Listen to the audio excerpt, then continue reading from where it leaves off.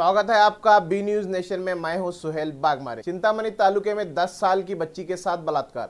चिकबेलापुर चिंतामणि तालुके में जगमपुर गांव में घर के बाहर खेल रही 10 साल की बच्ची को मारुति नामी एक आदमी ने पैसे का झांसा देकर गांव के बाहर ले जाकर बच्ची के साथ बलात्कार किया। यह घटना कल रात 8:30 बजे के करीब हुई। बच्ची ने घर आकर अपने साथ हुए इस अत्याचार के बारे में बताया तो घर वालों ने फौरन पुलिस को इत्तला दी।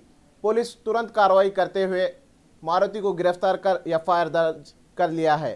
बच्ची के परिजनों का कहना है कि इस आदमी को सख्त से सख्त सजा मिलनी चाहिए ताकि ऐसी गलती कोई दोबारा ना कर सके।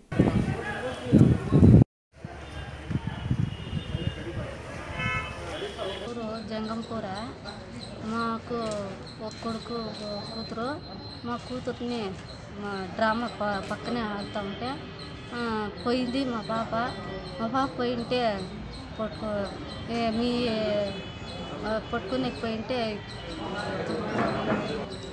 తాగే మొత్తులో ఎత్తుకొని పోయి కొండలో చేసినాడు,